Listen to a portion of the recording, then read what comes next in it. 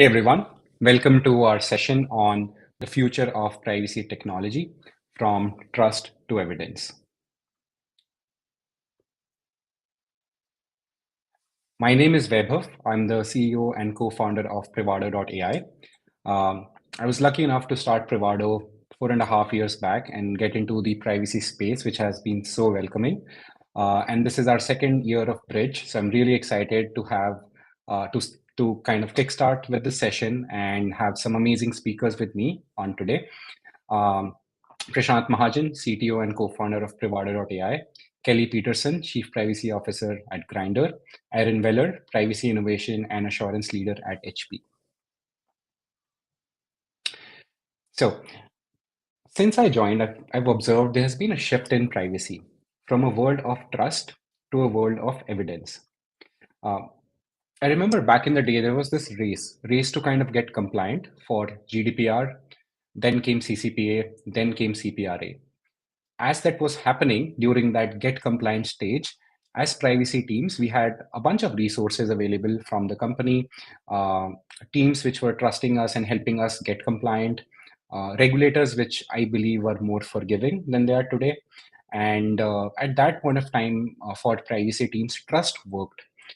Trusting people to tell us what they do with data worked. Trusting people to tell us when they will add a new pixel to the website worked. Trusting the product team who says we don't process any PII or personal data worked as well. But in the last few years, this trust has been broken. Our privacy policy does not really reflect what we do. There is a cookie banner on websites, but that does not really work. And the product team, which said that they don't process PII, in fact, they do process PII and personal data.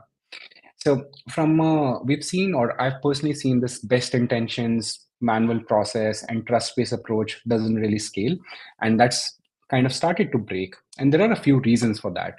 Um, I think the number one and the most important reason is scale. The amount of scale or the amount of data that companies now collect, share, process is humongous. If you add generative AI to it, the scale is getting even bigger. So imagine a company, digitize where software is collecting data moves through your apps, website, countless systems, all of that complexity exists. And then there's no single person who's really doing the work, right? Now we have co-pilots. So if I'm building an app and 50% of the app is built by me, if 50% of the app is built by a co-pilot, then who's really doing the work? And can you really trust your team members, your fellow employees to tell you what they do with data? The second biggest problem is incentives. I think business teams are prioritizing their own goals, which is, how fast I can build a feature, how fast I can get this campaign out, how fast can I hire this, can I get a payroll tool in within this quarter, within this week. As business team prioritize speed and get their goals done, they're not thinking about privacy. I'm sure we don't have like business folks geeking about privacy in a 2-day conference like Bridge. They are thinking about their own goals, how to target better, how to do marketing better, how to launch these functionalities better. So as that happens, of course, privacy teams are either not told about these things, or you really get involved very last minute. I think the third big change, which we'll see in the talk as well, is regulators have also changed. Regulators now demand evidence. They're pretty much on the offensive, and they're talking about scanning, top 1,000 websites, apps, and if they're auditing, then they're really asking for proof. And finally, consumers. At the end of the day, we do it for consumers, which could be if you're a B2C company or users, B2B company or customers.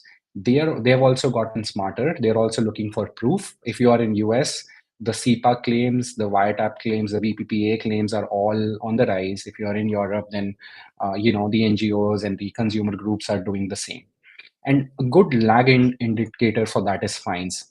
I like to think of fines as something that in privacy world we have used a lot to get budget, to get conversations going, to get some attention, and yeah, it's a secular trend. We can see the fines are increasing both in Europe and US. What I really like to hone on in is a kind of a leading indicator why this is not going to stop. So if you look at the privacy journey, every privacy person would start from a website. That will be the first thing they will work on, right? Do we have a privacy policy?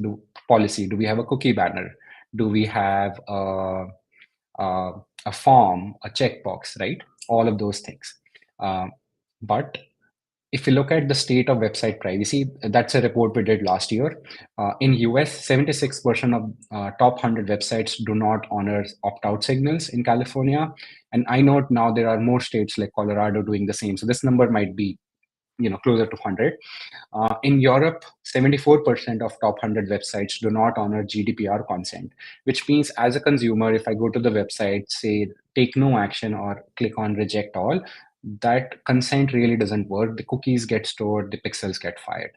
Now, if when we looked at this report, when we were doing the analysis, all of these websites had a banner. They also had the accept, reject, manage button. They were also blocking cookies and scripts and pixels. It's just they were blocking it maybe 50 to 60% of the time.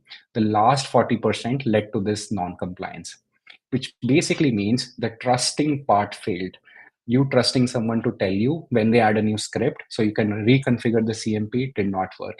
You trusting someone to categorize TikTok as a advertising and not as analytics script did not work, right? So that's what we've seen. This is one simple example where just taking on website where trust has started to break, and you really need evidence. You need to scan websites continuously to generate the evidence that the CMP works, you're not leaking data. And as you move to that evidence-based approach, a fundamental shift or a thinking difference is instead of asking people in the trust approach, you would ask someone, hey, what do you do with data? Tell us.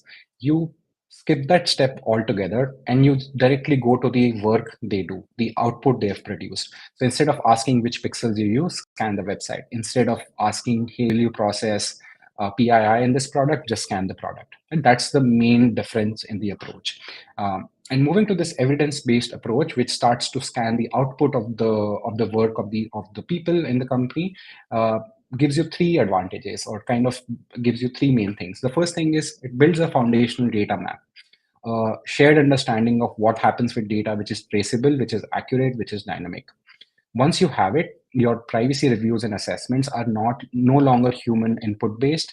They are not manual and don't have any errors. They're objective because the data inventory section is correct, is coming from the evidence. And as privacy teams, we can actually spend a lot of time in risk mitigation and giving better solution to the business. And finally, a risk dashboard for privacy. A risk dashboard that does not require you to ask people what they do with data and then the risk comes up. A risk dashboard, which is like an MRI or an X-ray, where you have it with you always. You run a bunch of scans, you have the MRI, and you can go to the C level of the board and say, this part of business is super healthy, this part of business is not healthy. This is where we need to put our privacy resources. Yeah. And if you look at how do we go from this, make this movement from trust and moving to everything is evidence-based, the number one place which kind of, or the number one entity in an organization which controls data, collection, use, sharing, movement is software. In fact, if you look at the generative AI boom or the LLM boom, the first big application of LLM was GitHub Copilot, which was basically to write more and more software, cheaper, faster, better, right? So that's like the number one thing. So as that happens, I like to look at software that a company operates or products as a company operates in two sections, front office and back office. Front office is your mobile app, website, SaaS applications that consumers interact, regulators see, activists see as well. And back office, the things nobody sees, the APIs, the SaaS applications, the data pipelines, all of those you essentially, from an evidence perspective, as you start to scan, it gives you those efficiencies. So from a front office perspective, you start to scan, are you collecting more data? Is your banner working? Are you sharing data to SDKs and pixels? On the back office side, what do you use the data for? Do you have an AI model? Are you using sensitive data for advertising? The data sharing to advertisers is moving from the front office to back office, which means from website to backend. But your obligation doesn't change, right? So you might not be sharing uh, consumer data when the user opts out from the website, but it might happen from the backend. So can we check that? And storage, how long are you storing the data for? Is the DSAR actually working? All of these things in the company builds the foundation, which you can start to scan and build the evidence. And at Privado, we've embraced this approach. We've gone and built a full product privacy management platform that actually ingests all of these software that a company is building, your website, your mobile app, your backend API softwares, marketing tools that get integrated, or any SaaS tools that get integrated in these products. And once we do that, it enables you to do a couple of things. The first one is to build a dynamic data map, which is kind of that foundational understanding of what happens with data. But the main insight is it's evidence-based. It's going to scan and produce that. It's not going to rely on people telling you what they do with data. The second is the risk dashboard. The risk dashboard, which allows you to figure out, hey, which part of the business I need to work now to reduce privacy risk, and having that automated, something that gets created, and you have it on your computer always that you can look at. And finally, auto-populating assessments. I think there is a lot of regulatory reporting work that needs to be done, privacy reviews that have to be conducted. The more we can automate the data story of that review, which is what data we have, who we are sharing the data with, the more we can make it accurate, the better the review process becomes. You can do it faster, you can do it more accurately, you can address risk, and you can confidently say to the regulators and internally that your review process is better. We actually have a few talks regarding that towards the second half of the Red Summit as well. And just closing down, last few thoughts on how do we go from a world of trust to a world of evidence. Again, the way we look at it in Privado is instead of asking people what they do, just scan the work they've done. So if you look at product development lifecycle of like how software is built, we can go left to right from stage one, which is planning and designing. This is where you have a bunch of unstructured documents, uh, Jira tickets, Slack messages, Asana tickets, Trello tickets, Confluence documents, Word documents, ingesting that, scanning that to say, here are 5 new initiatives from product team or marketing team that require us to do a privacy review. And the privacy review is already pre-filled because that's how what they, in their normal conversation, that's what they were proposing. Uh, Moving to the next stage, when these products have started to be developed, when the code is being written, finding out we are going to collect precise location for the first time in the company, or going to add a tracker, or going to share data very early on, enables privacy team and engineering team, product team to work together better. Um, to the next stage, which is test and release, making sure if you have the front office, which is your website and app in a in a test environment where you can ensure um, that you're not leaking any data. All the cookies, consent policies are working. There are no issues. And finally, maintaining, looking at things which are live, scanning your website, which is live on a weekly basis. So if you have a Google Tag Manager misconfiguration or a SDK that adds another SDK, you have detected it and fixed it. So across the life cycle of your business, you can think about changing privacy to a world of evidence. We're going to continuously scan the output. And once you do all of that, you're going to be at a place where your foundational data story is accurate and up to date. Your assessments are objective. And finally, the last piece, which I really, really like, is you have a risk dashboard to gauge privacy health, which is very, very, evidence led, and it's not dependent on people. And you can actually spend some time fixing these issues as well. With that, I would love to invite Kelly Peterson on the stage. She's the Chief Privacy Officer at Grindr, and we've been lucky to partner with her at Privado. Over to you, Kelly. Thank you so much. Thank you for having me. I love the metaphor of the health dashboard as the MRI of the privacy company. I'm gonna steal that. I'm just letting you know.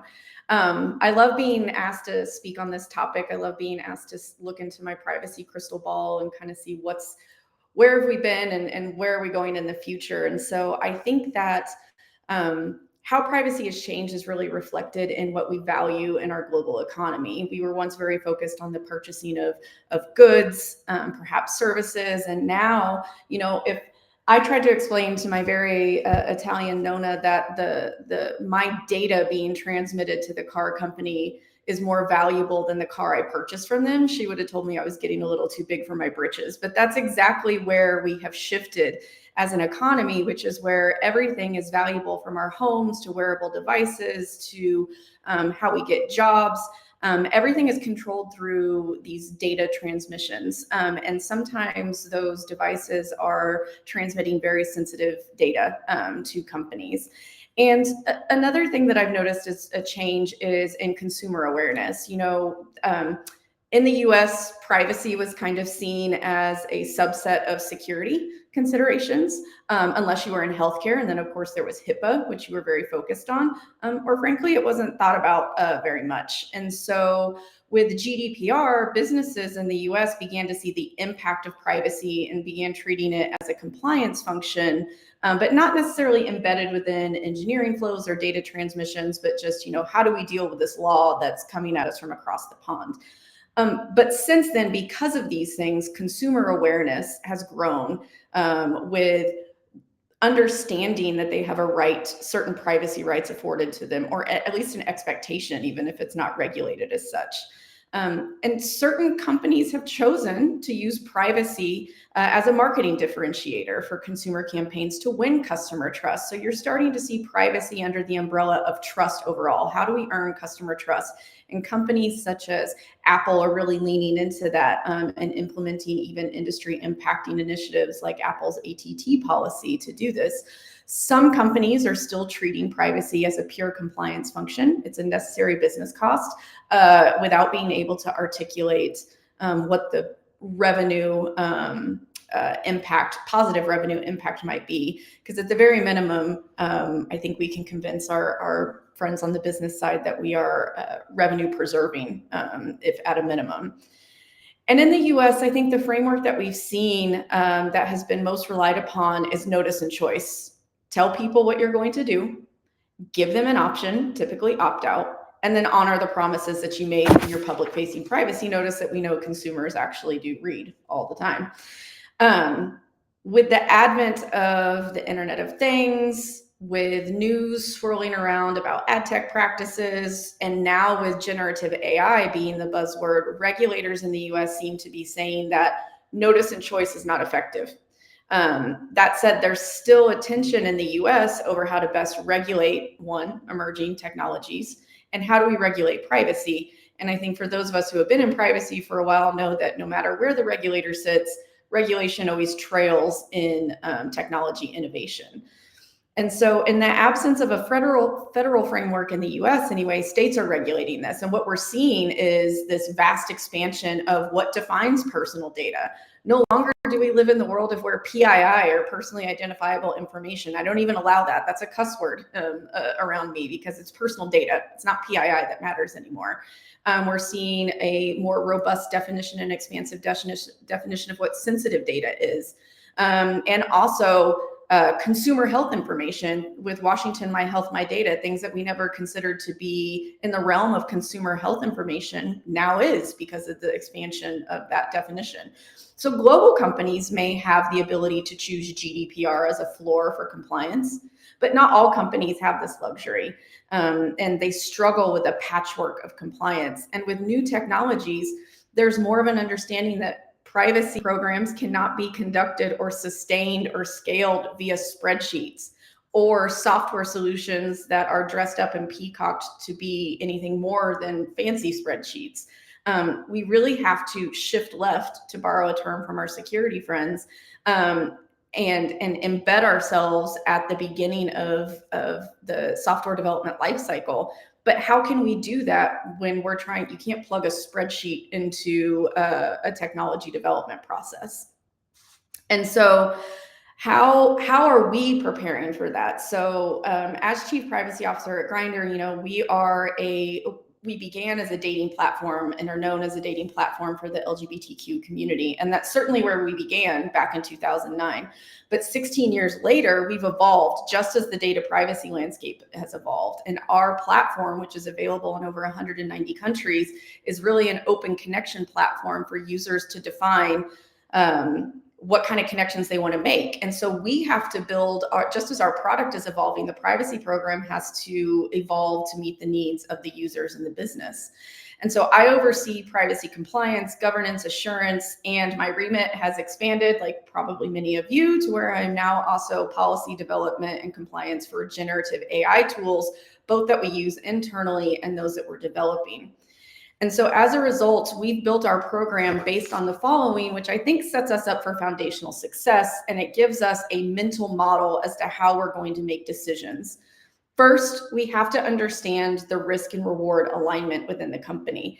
I have my own risk barometer as a privacy professional. When I make personal decisions, we have to develop this as a company, and that starts with our board. Our board of directors has an interest in this. We have a subcommittee that is our trust and safety committee, and we establish what our risk tolerance is and what that decision-making barometer is going to be. From there, we were able to set up a very principled approach to privacy.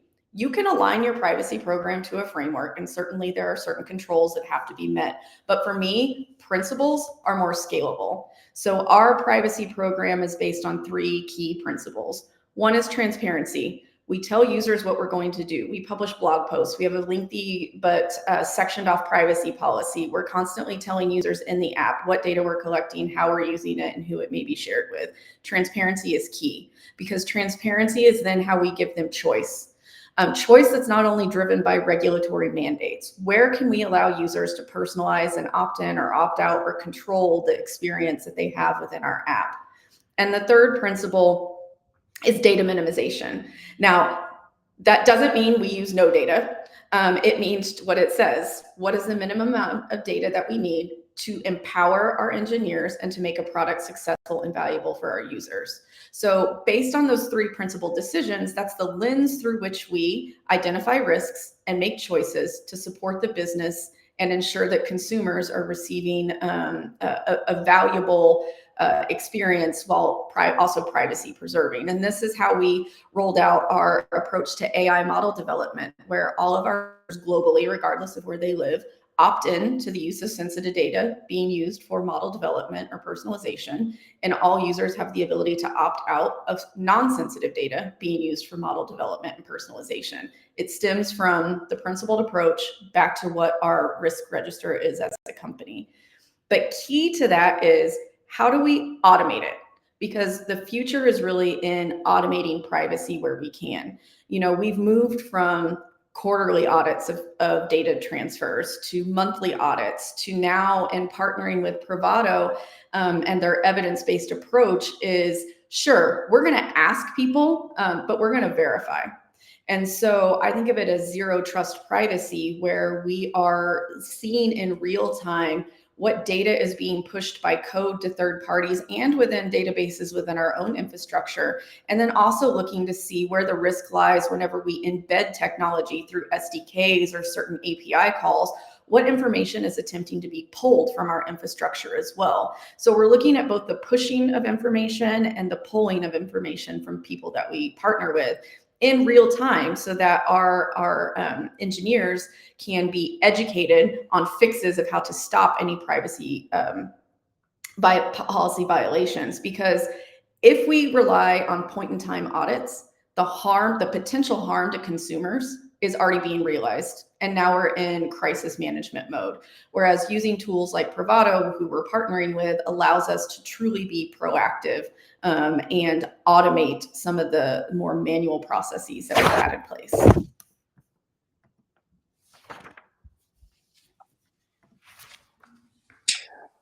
Thanks, Kelly, for talking about your experience. I love like some of the course I was reading. Can't put a spreadsheet in STLC, and also making it real time.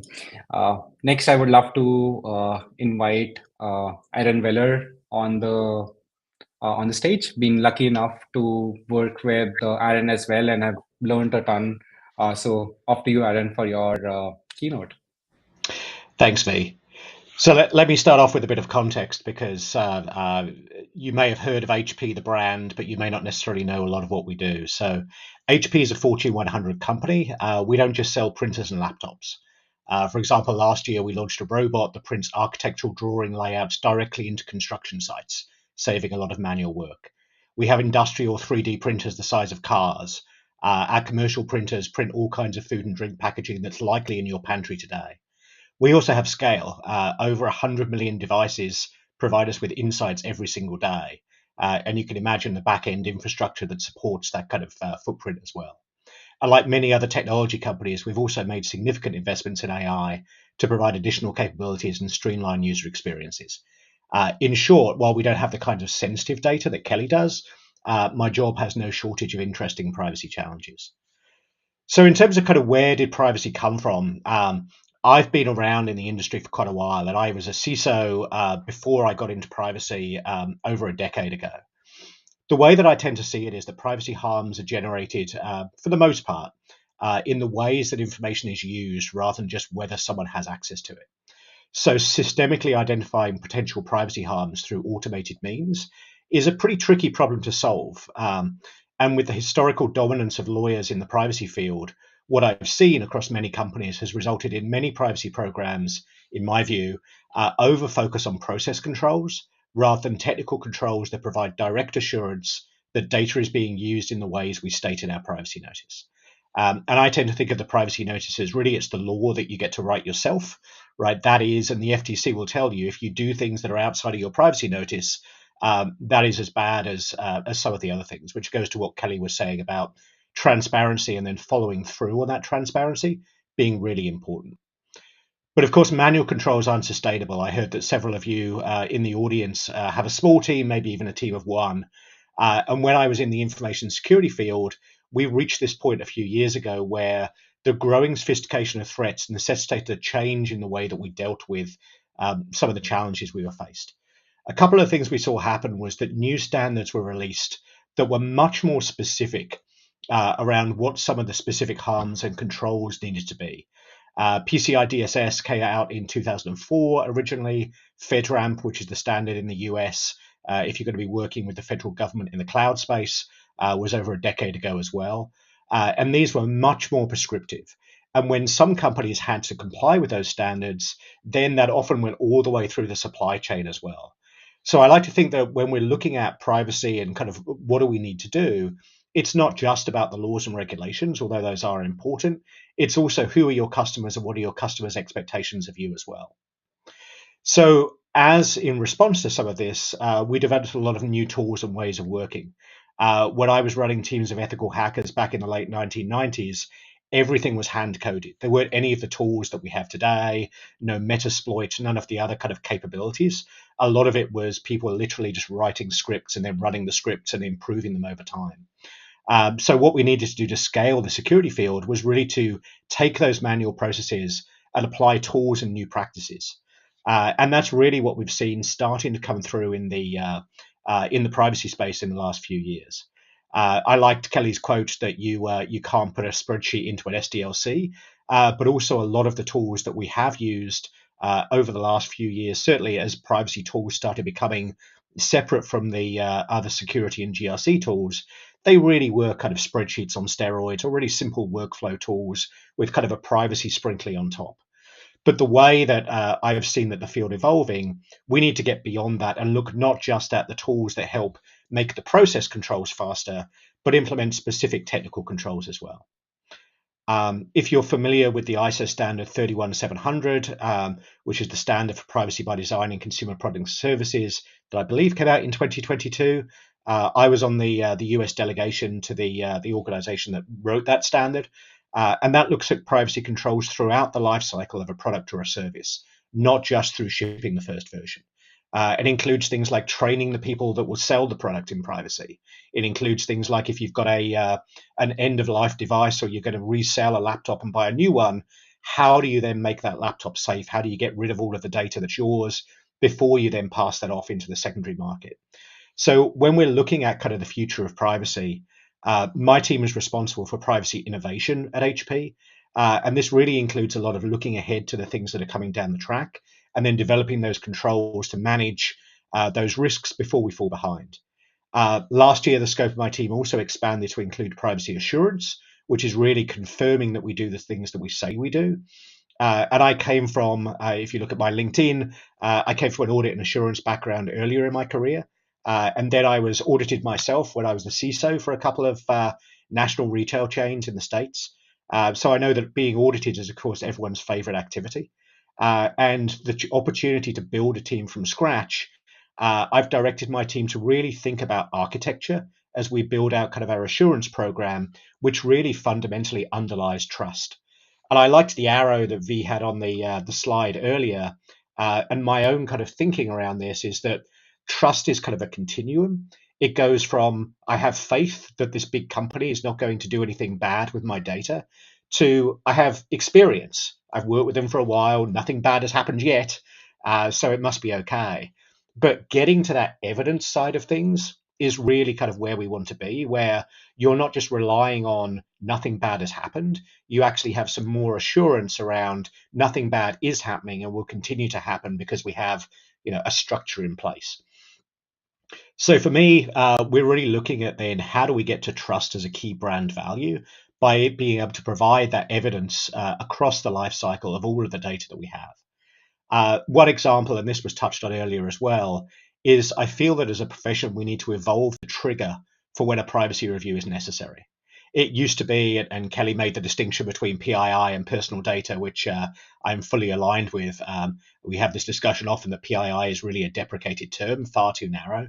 But in the age of AI, there's a lot of things that you can do with non-personal data that then can have direct impact either on the individual or even at the society level, right? So AI tools can determine with a high degree of accuracy personal characteristics such as country of origin, gender, and age just from call transcripts. Things like word choice, the choice of the words that I would have is not the same as if I'd grown up in the States. So AI can work those things out and make pretty accurate inferences just from some of this information. So I would encourage you to go back and think about how do you determine when is there a potential privacy risk, and think about some of this broader universe than just, are there directly identifiable data elements in there? The other piece to chat about is really how does Privado's approach, or kind of what are we doing with the Privado tool? So for me, the approach both fits at a philosophical level, in line with kind of our overall goal to be able to prove the things we say we do. And it also fits in with our specific tech stack that my team is developing. So it provides visibility of what's really going on, as well as supports and accelerates some of our more manual process controls, such as privacy reviews. So my privacy tech stack has two main pillars. The first one is really tools that provide direct visibility and controls throughout the data lifecycle. And then the second pillar is tools that support process controls at scale. So how do we do things at the scale of a Fortune 100 company without just adding a lot of people all the time? So we're also building out an approach to privacy master data, i.e. what is the scope of all of these privacy controls? So when we're going and testing something, for example, if we're looking at monitoring cookie compliance, how do we know what all of our active websites are around the world? So that information is often not maintained by the privacy team, but it's something that we rely on. Otherwise, if we're using outdated information, we may think that we are compliant, but we may have gaps in our understanding and visibility. So we're working with Privado as well to make sure that we're thinking about this, the data both that they consume and that the tool produces, in terms of kind of this gold data, where we can make sure that we actually have, we're always using the latest and greatest version of the scope so that rolls up properly into an overall risk landscape.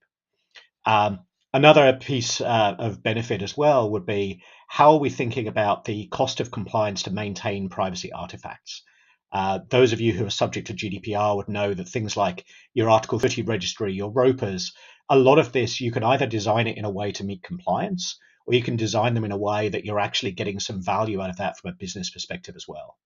So for me, that's kind of the combination of both looking backwards and saying, what can we learn from those that have gone before us, but also looking ahead to really thinking about that scope of a privacy program, not just around the direct harms to an individual from certain specific data elements, but taking kind of a wider aperture and thinking about that in the context of these broader harms to people's right to self-determination, and fundamentally with a lot of the AI work that's going on, even understanding whether we're interacting with reality itself, which I know sounds a little bit out there, but what we've seen with some of the ransomware attacks with deep fakes and with filter bubbles where there may be a correct answer, but that may not be what an AI is actually providing to you, either based on the training data it has or filters on the output as well. These are all things that kind of a progressive privacy program should be thinking about, even if that's not something that's a problem for you today. It will be in the not too distant future.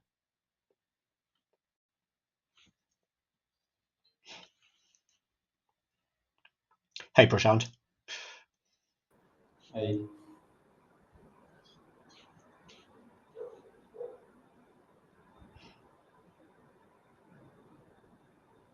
Thanks, Aaron, for the wonderful insights. Hello, everyone. I'm Prashant. I'm the co-founder and CTO of Privado. Good morning, good evening, good afternoon to everyone as people are joining from across the globe. Let me start with the statement that regulators are going on the offensive this year. We are seeing shift from reactive to proactive oversight. We have ICO. They have said that they are going to audit top 1,000 UK websites this year for consent compliance. We have CINIL. They are doing a big app privacy compliance investigation. Similarly, we have European Data Protection Board. They have released a website auditing tool. And on the US side of things, again, there is a lot of activity. We have California, Texas AGs. They have filed lawsuits on mobile privacy violations. We have new appointment on the California Privacy Protection Agency, Dr. Brandy Nonek. She's from tech policy background, and she's going to help the agency on emerging technologies and threats for privacy protection. So all of that is happening. A lot of activity from regulators, and the question is, what does this mean for us? So really, the regulators are increasing their tech prowess. They are relying on evidence-based auditing, and they are really setting the standards very high. And the pressure is on businesses to meet those standards. Let me go to next slide. Yeah. So what does that mean, and what is the impact of that? So really, if you look at it, there is a privacy technology unbundling happening for a while now. So just like in medicine, you cannot use same drug to treat different conditions. Just like that, in privacy, you need sophisticated, specialized tools to solve for different problems. So that is happening. So gone are the days where you could buy just one big privacy platform and you expect it to cater to different use cases. So in last couple of years, we have seen emergence of sophisticated tools, starting from your data discovery to risk discovery to specialized scanning tools. And really, if you look at it, it's not just a trend, right? It's a necessary response which is required, given that regulators are now using sophisticated scientific methods to do the audit, and even consumers are becoming more aware. They have the tools available wherein they can go and audit your website, audit your mobile application. Let me talk about some of our key releases. So considering these trends, now I want to tell how Privado is very well positioned to tackle these challenges head on and equip you so that you can navigate these challenges. So we have done two major product releases. First one is website scanning.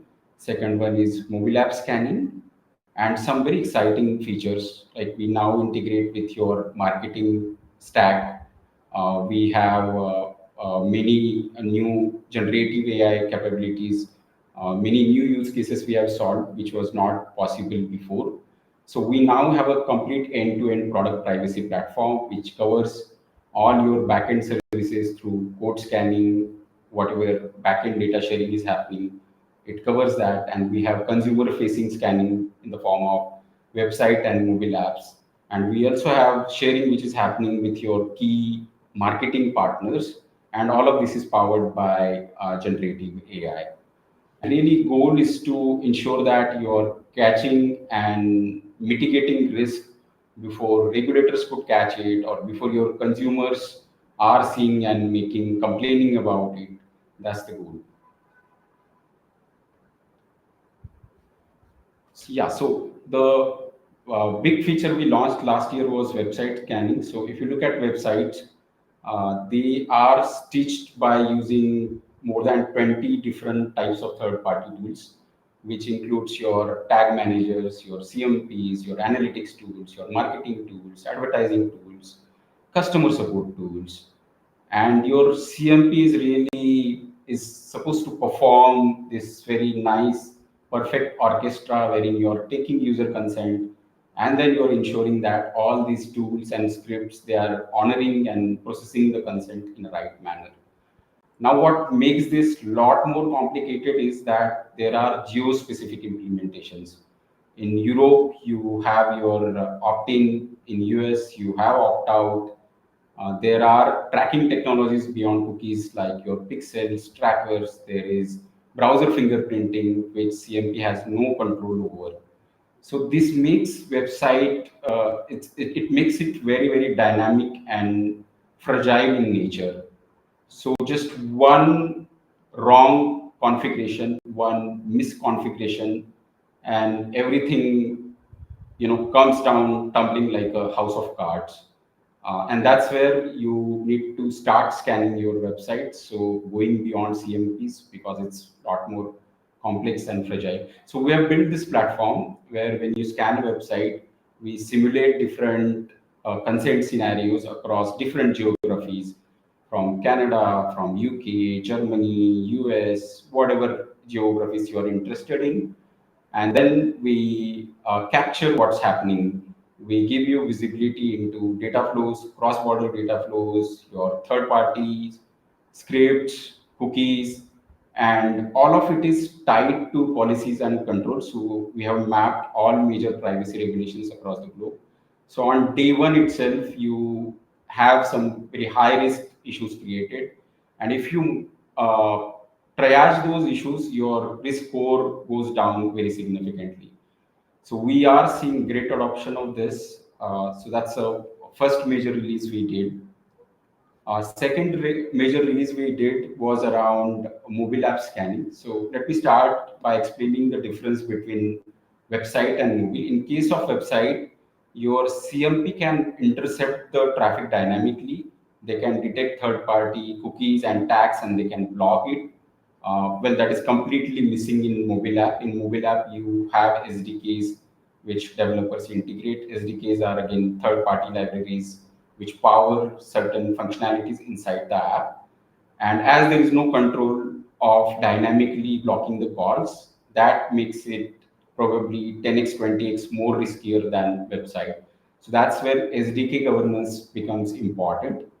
And then there are other things like what permissions app is asking, what data is being collected.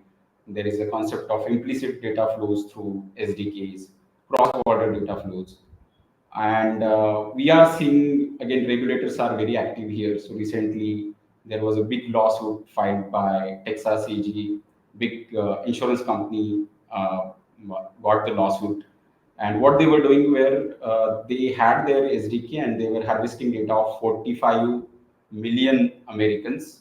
And a lot of things were wrong in that. It was not disclosed as part of your privacy policies. And they are now facing the class action lawsuit. So what we have done is at in our platform, you can upload the APK or your Android, your iOS app you can upload. You can record different flows like login, checkout, or maybe search something in the app, or maybe add credit card. What we do is we observe your app and we create inventory based on what data is being collected, what SDKs are present, what permissions are present, is there cross-border data transfer happening, and again all of it is mapped to all the policies and controls which covers major privacy regulations across the globe. So very exciting feature. One of our customers said that this is like democratizing privacy testing. So earlier they were dependent on the engineering teams to make some of this is available, but now they can audit the apps independently by themselves without taking any help from the product and engineering teams. Next is Gen AI capabilities. Of course, we have implemented a lot of new features we have built, but I want to talk about a specific one. So imagine a scenario where you have to build your data flows and map processing activities to it. So you go to your product engineering teams, and there is a lot of back and forth, and it takes months and quarters, and it's a very painstaking process where now you have data flows available, and now you are mapping processing activities to it. Now imagine a world where you have the automation, where you are able to identify all the collection points, all the places where that data is used, all the third party sharing, and then you are giving this context to AI, and AI is able to, based on these constraints, it is able to generate a nice description of the processing activity.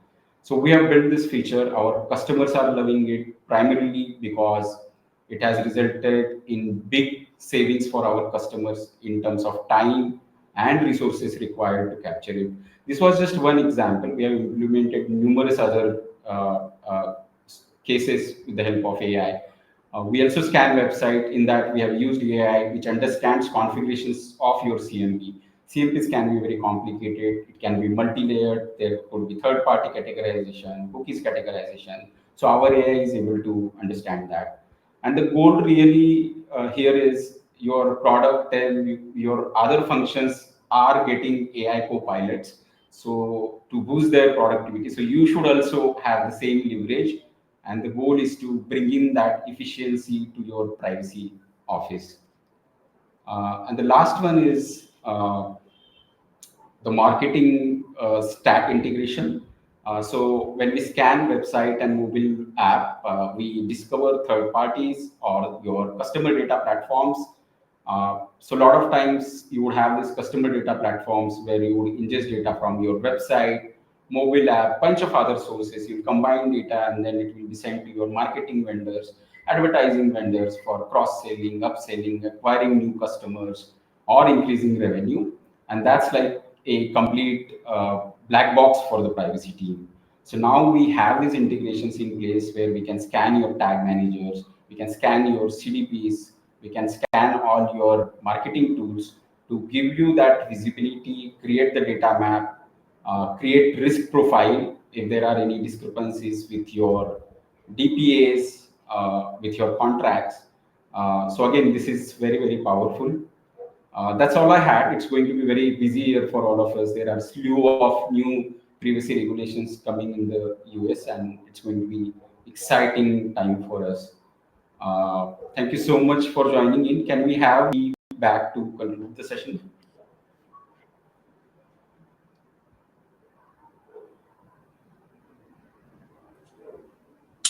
Thanks, Prashant. Thanks everyone for joining in. Thanks a lot, Kelly and Aaron, for the amazing insights. As I was watching the session, of course, some quotes you can't put a spreadsheet in your SDLC, and the Aaron's approach on like the trust continuum from saying, we have faith to, we have been able to work with the company without any known issues, and finally we have actual evidence on your privacy policy, all the assurances you've made in a policy, and then you have backing from a control perspective internally, and you're very confident. So thanks again for joining us.